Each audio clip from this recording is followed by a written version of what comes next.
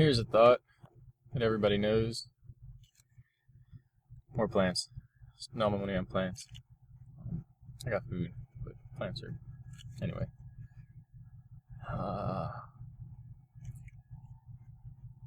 Corporations, more or less, are in charge of what's going on here. So if you vote, your vote's not as important, not as impactful than where you spend your money. And if you're human, your money is hard-earned. If you're not, you're either cheating the system, maybe that's just your nature. And if you're not, but you're also not making millions of dollars, then it's because they're using those types of people, to fill in for the corporations, for the corporatacracy, so that there's somebody to vote and in that way pay for the system that really no one wants. And you gotta think about it, it's democracy, but it's a system that no one wants. Alright, well, no it's not. Then you either want it or you don't. That's the whole point. Nobody wants it. So, but the idea is that there's no such thing as that little process. It's just a show. But where you spend your hard-earned money is not a show. It is real. It is the actual legitimacy behind what people call voting. And, yeah. Something else I want to say, but it just slipped my mind. Well, so with the races that we have here, the big issue is who's who comes from where, what's going on. The idea is that you have at the base level two fundamentally different species of humanoids. One is closer to a physically developed form, and in that sense there is a sorry about that. There is a higher degree of spiritual advancement. That pretty much seems contradictory, right? Well, if they're physically advanced, how are they spiritually advanced? Because the two are together as one. That is the nature of being. Then you have one that is seemingly less physically advanced, and in that sense, less spiritually compatible with this place, this locale. And so how does that make sense?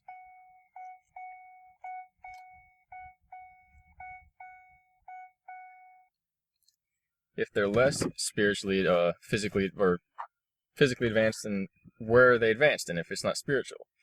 So one is technologically advanced, highly mentally capable of utilizing tools and methods to control populations and situations through the mind, and one is advanced more physically and, in that sense, feeling through being and the concept of sensing the self as pure awareness. And we're in the middle of the combination of these two beingnesses, and that is as a result of a kind of anomaly that occurred. More on that later. And as well, you got to think your enjoyment in life is not going to be based upon the materials that you have, although you can have temporary happiness or comfort, but that's not going to be purpose, which is what's going to allow you to accept yourself for who you are, and in that sense know yourself, and in that sense actually become who you came here to be, which is the whole point of being here in the first place. You're not here in the same sense as a vacation, but like I said in one of the previous videos, the definitions of either become interlaced to the point where one reality alters the definition of the other, and heaven is the vacation, and this is the job. And when we get to heaven, quote unquote, then this becomes a vacation, and where we are there is not a vacation or a job, but a non-dual existence of simultaneity. So it's like stepping into the realm of dualized meaning and stepping out of it and into non-duality, which is neither. So it's reflexive or inverse, and it defies definition, because to define it, you then have to have both of them and reinstate that duality. So in a way, Surto number 9. It is a hot one. It's going to continue to be hot. Either way, though, so the point is that if our values aren't based upon materialism, then we won't have the entrapment of falling into what is under the guise of leadership and that funny D word, democracy, but is actually an entrainment system. And the point is that if we accept that system through the consent, through which it's manufactured consent, then we're giving away the power to know ourselves, because it is inherently a system which requires our rejection of the true self and the acceptance of artificial means of valuing the soul and the self. And because the self that is valued, measured, or the one who is in operation or even exists to that system is not the soul. It's not even a human. It's an artificial legal fiction, legal entity, a person, which is a legal name. And everything is ruled under this pseudo reality, which is really legalism, which is actually it's a control structure formatted under the tenets that extend forth from an alternate dimension, which is just the spiritual realm. And that law, the law of the spiritual, is incorporated into this artificial construct, because if a person gives their physical, conscious agreement, power, consent to this system, whether it's through any means, you sign on the dotted lines, you reap the rewards, okay? That's what it is. You say okay, and accept it when they come around and do whatever it is, okay? Then you're in the system. But the point is, the tenets of that spiritual system, anyone who is involved in it, it takes the power away from your spiritual aspect and puts it into the physical sense, and then takes it from the physical and siphons it out of that whole system into the organization, the construct, the establishments, the institutions, the people, the media, all of that. That's all an energy siphoning system to get your spiritual power into the body, into the mind, into the conscious self, and then from your conscious self to get you to sign on the dotted line and cross yourself over, cross your T's and dot your I's, and put everything in its rightful place. And this is all like coded language, and in that sense, nothing's right. Everything's squared, meaning nothing is natural. You're not who you are. You don't know who you are. You can't remember. And you can't own anything because you're a slave lost at sea within a legal construct which owns spaces and lives themselves. They own realities. That's the whole point, because it owns the minds that function to define those realities. So the point is that if a person is involved in that materialistic construct and they're basing their lives off of those things, it's not that they lost some time and now they're dealing with dum-dums. It's that it's a way of getting the person's soul out of the spiritual realm into the physical and into their system, which is actually a big grid system, an energy grid. You could call it a Metatronic grid system, and it generates what they are looking for. That is interesting. It's like a robot on the side of the road. It's a fairly good idea, I guess. But that grid system, that's all it is. It's a big siphoning system. It's a construct. It exists in the minds of those who live within it, and it's we get it here because it's transferred from the minds of the beings who invented this whole system into pen and paper, and then it's sold to unsuspecting people. But the whole point, even people, is illegal. Well, technically, it's a technical biological term, but it is a like a hidden biological term because it's not like, you know, biology.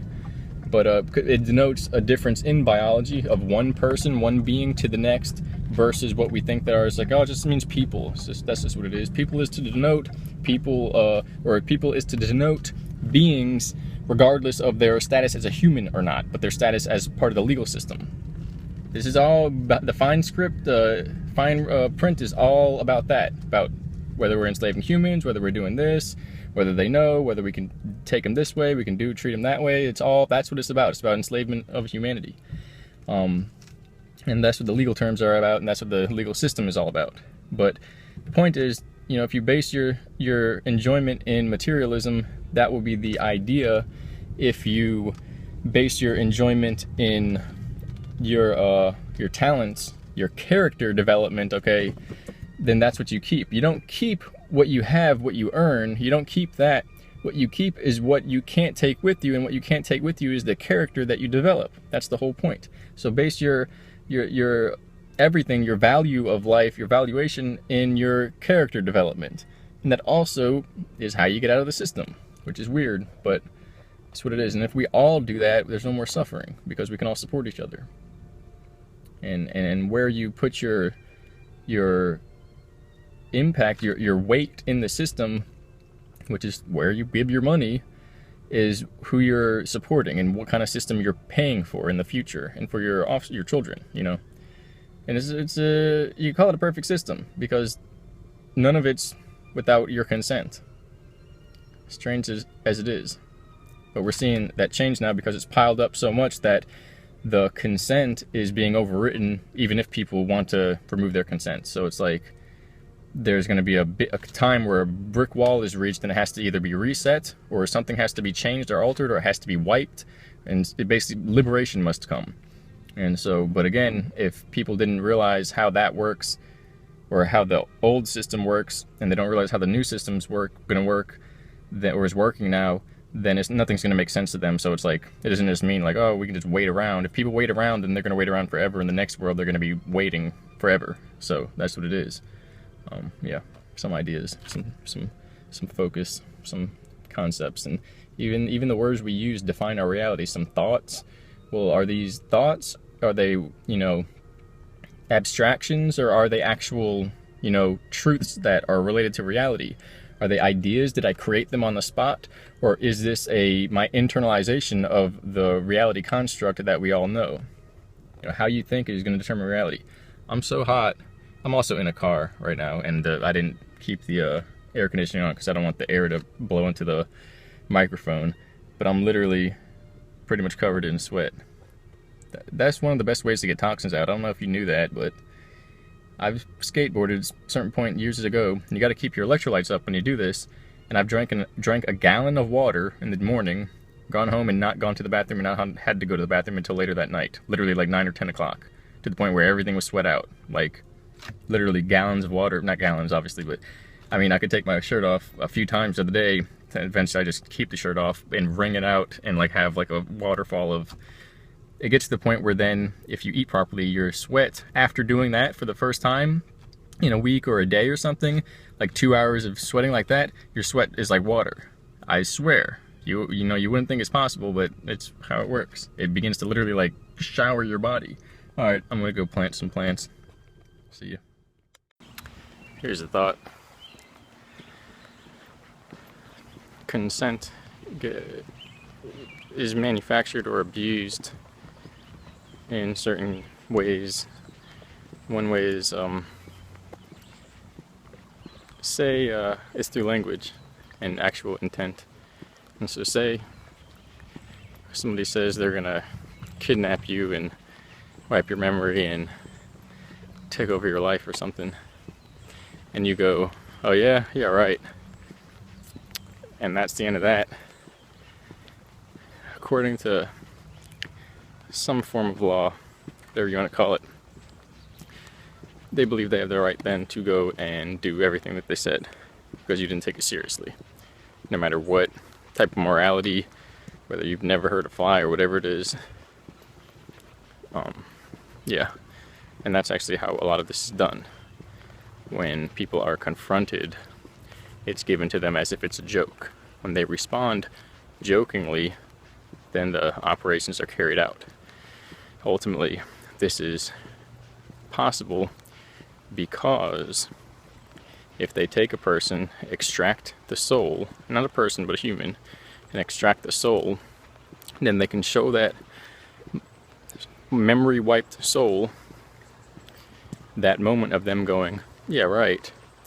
And without the recognition of what that means, that sarcastic appeal, they'll go, oh, I must be in agreement with this. I must be paying you to do this, or this must be part of some larger plan. Okay, go ahead. And that's what's been happening for thousands of years. So it comes down to a few things. So then the ability to overcome the manufactured consent, which is all this is a manufactured consent system, is dependent on a person's ability or someone's ability to realize, recognize the deceptive language that is being used and the practices that are used against the population to utilize their energy, their mind, in or as part of a workforce, which is literally an enslavement system. It's genetics, it's creative property, and it's labor. And that's how it works. Should make that check. It's really nice and hot out. I'm about to do some research and procure some soil and balance out the organic fertilizer, plant in some plants. But I wanted to finalize the last video I was talking about as far as becoming aware of what's going on and looking at the situation, decoding the deceptive language, and not giving our energy out into anything that basically uses deception and tries to take our energy, our power from us. Anything that wants our power, it does not work that way. Unless you're basically entangled emotionally with another person or physically, and you're literally like trading energy and power, no one's supposed to have anybody else's power. That's how it works. I mean, and that doesn't have to be intimately to that degree, but it can literally just be like trading vegetables or fruits or whatever, and it's like, you trade, you have a nice day. When it's like through mechanisms and it's mechanical, it's like a factory system, those are parasites. And that's this whole, where do you not have mechanical, written, legal binding, contractual agreements in this society? The whole thing is parasitic.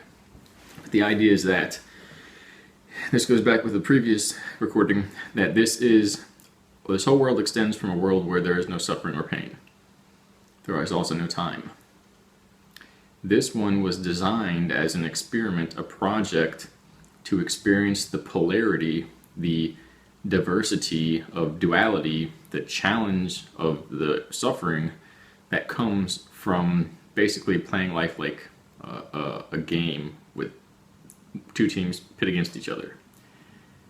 The big secret is that both teams, both sides, play for the same head. Like, there's not really a way to describe it, but they play for the same side. It doesn't really make sense. It's almost like saying they play for the same company. But that's not really how it works. But the idea is then, it's pushed on to the point where the world is whatever you make of it. And some people made it so that they're hunting you. And then say you realize, but it's just what we make of it. And you figure out you don't really have to respond to that. And guess what? Now you created a world where they hunt you and it doesn't matter, it doesn't do anything. But say you react to it and start running down the street and they chase you. Now they created a world where they're hunting you, and you respond to that by creating a world where they're actively hunting you and you're running now. You played into it. And in reality, the whole thing's a show. That's how it works. But it means it's real serious, because if you react to it, then they're going to continue. They're going to play the game. which can go as harsh as it's supposed to be. We got an unlimited supply of special effects. It's all here. Special effects. And so the idea is then, the secret is that everyone's really on the same side. It's the side of life. The only thing that's not on the side of life doesn't exist.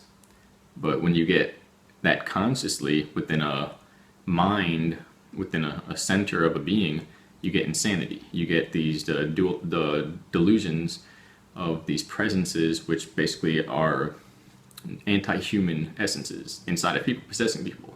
They're intelligences that aren't actually from this universe, if you say.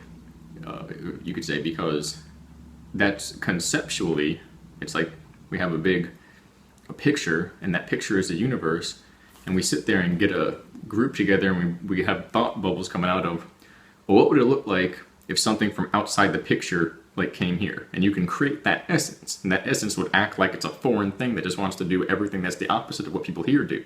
That's part of the experiences, the experiments that they did. Those things don't exist, they're not real. But you can go right over there and see one. They like lit them into this realm. As strange as that sounds, it's just a show. But those things are real. And the point is, what would it be? Well, if a bear would rip you open, just blah, and that's just a bear. And what do you think an anti-life, non-universal void being would do?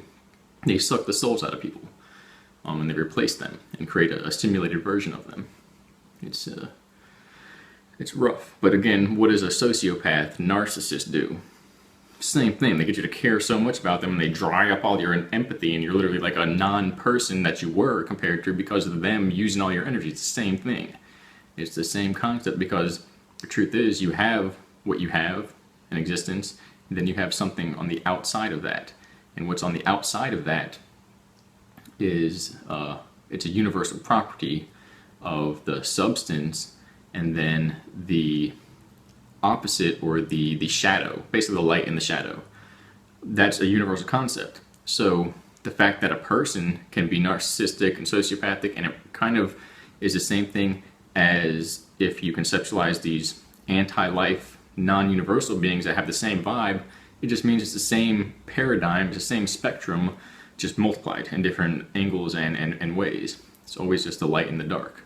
And then remember, the two are combined as one, just like the description of heaven and earth, and the vacation of coming to earth as like a relaxation, because there's just nothing, it's not monotony, but it's like there's no work or vacation in there. There's just timelessness. So then we come here and it's vacation. As soon as we get here, now this is the job, and that seems like the heaven, and it flip-flops as soon as you get into it, because as soon as you get into it, you're into duality, because now you have two, but once you go back, then it's non-duality, it's wholeness, and there's neither vacation or work. It's all just one.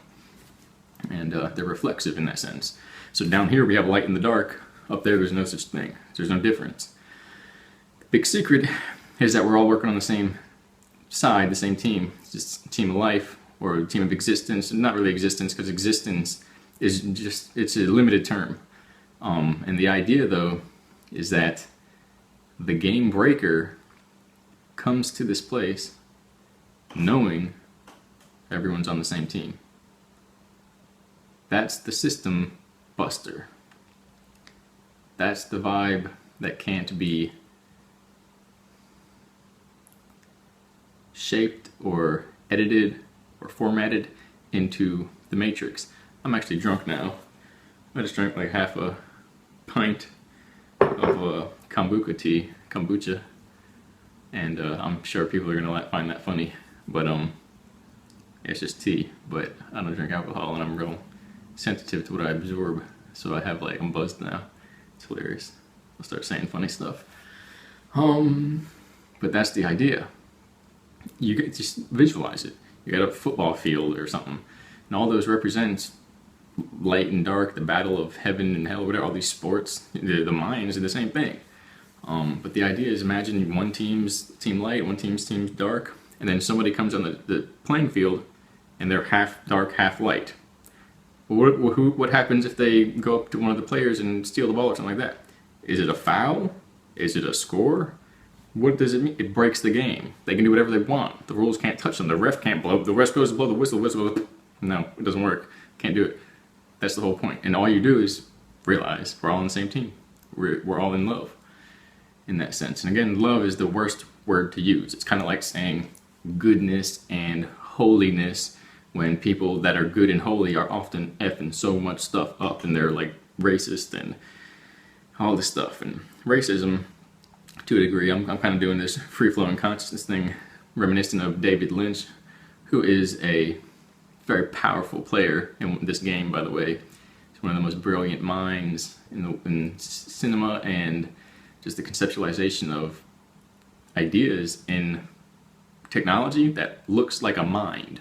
It's like a closest rendition of a mind, the experience of having a mind in technological format that I've honestly almost never seen. Maybe never seen, because, yeah, anyway. But, you know, preserving your race and all that, there's nothing wrong with that, but then actually disliking people because they're different, that's mentally disabling. But the idea then is that by not seeing through tinted glass, through perceptual blinders, and binding to or entangling to certain emotional preconceptions, not doing that frees one. And if you're free, then nothing can get you. Nothing can ensnare you. And it's not about something getting you, I got you. It's that you're not going to stick to this world. It's not getting you, it's just we're in a big goopy system where the thought of everything tempts people into attaching to it and being addicted to it and not letting go. Or just by fearing it. Fearing it or thinking about something or having something conform your mind to it, it's the same as an addiction. Addiction is just a chemical or an action or something, and it's over time that it does that to your overall energy. What happens when a person is impressed upon by a concept, and then from there on they can't get over the concept, or it shapes them differently, it kind of like shapes their vision. It's the same concept, it's the same thing. Life is that addiction in a way. But again, these words, life, love, even battle and all that, it's part of the system. It's part of the blinders. And you go back to that spiritual sense, and there's an awareness that is beyond words, and if you continually remain in that, you'll become more and more aware. One way to look at it is basically like a shepherd of your thoughts. You got a bunch of sheep going around all day, they're just floating everywhere. Every single day, multiple times a day, all it takes is generality. 1, the specificity every day. 2, the generality, at least multiple times a day. More than 1, more than twice, probably between some and some other number. But the idea is you will have to get your sheep thoughts back into the pen.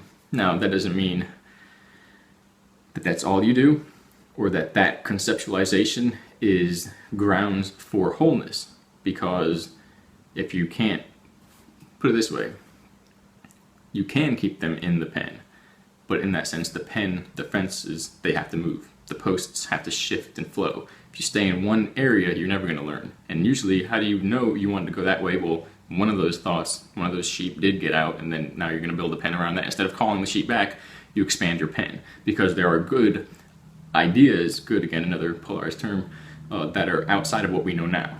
And so part of that loopiness of mind is learning. That flexibility of the boundaries of mind is learning. But when it's all day just reacting to stuff, media, bombardment, addictions, foods, and even music and things like that, that is how you end up with 2 sheep that don't do anything and grow no wool.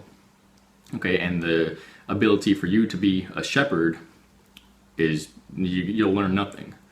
And if you're going to go to a plane where you create your existence, your reality based upon your mind, which is already what's happening now, and you don't know how to do that, then how are you going to manage that place? You're not. It's going to manage you. You're going to go back into an unawareness, sub-awareness level, and you'll go into this endless dream time, cosmic dreaming, and the self, the identity, dissolves. It flutters away into the wind.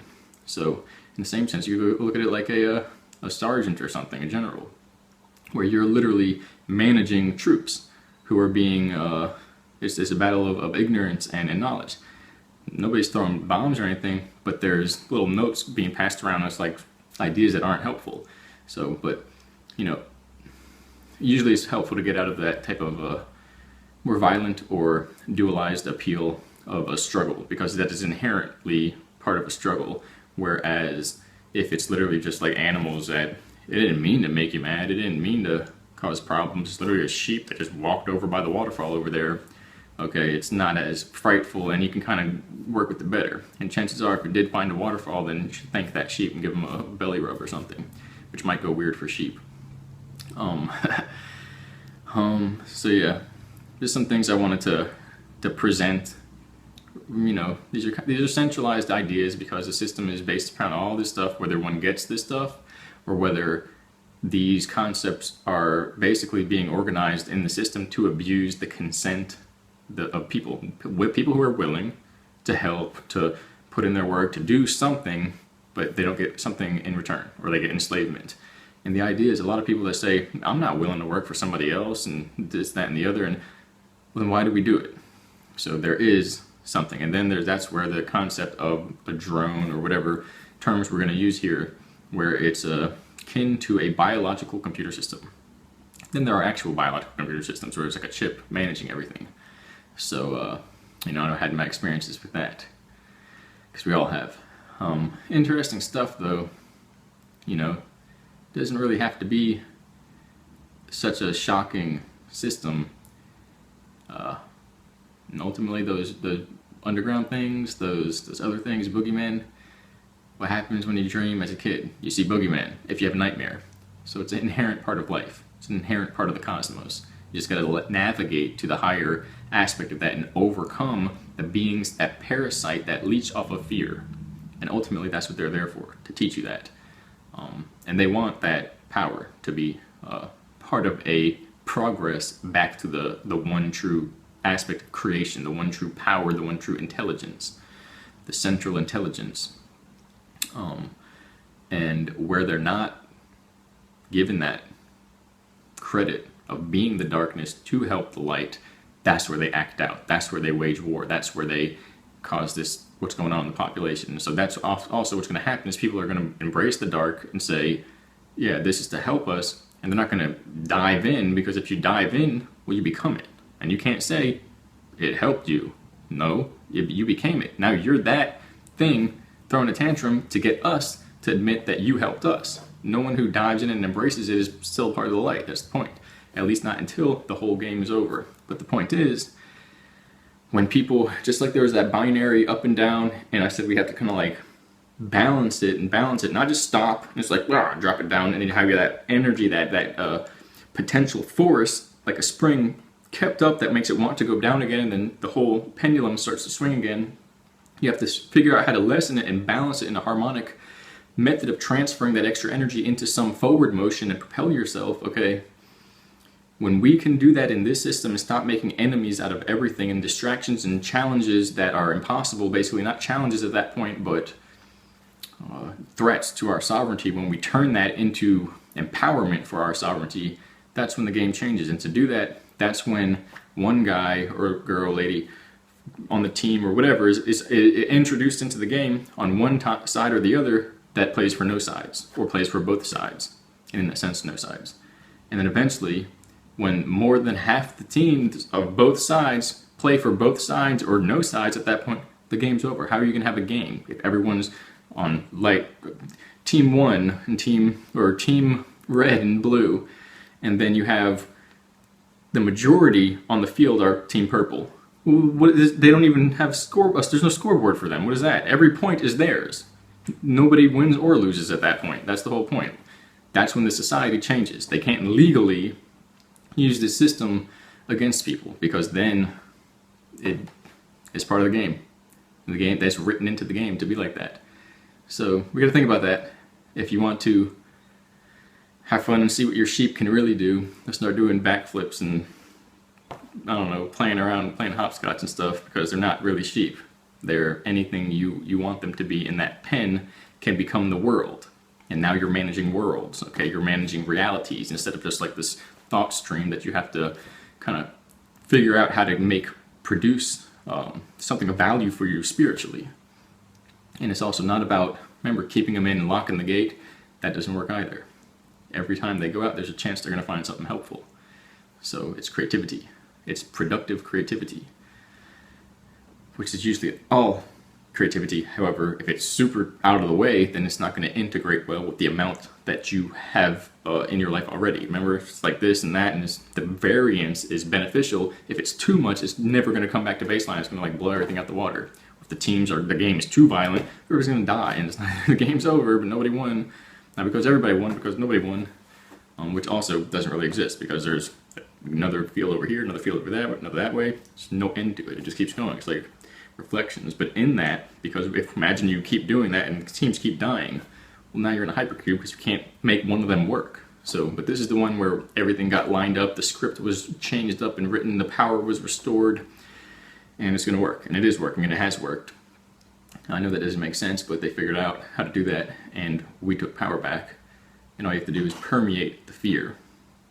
You don't have to fight it. You don't have to fear in the face, punch him in the face, hit him or it in the face. You can literally just be like, okay, good fear, go over there. We're busy. And if it says no, we'll be like, all right, well, look at these ideas, and self-responsibility and courage and self-empowerment, and then it's going to run away from you. So that's what it is. Just some ideas on this very hot day. Thank you for listening. Hope you enjoyed it.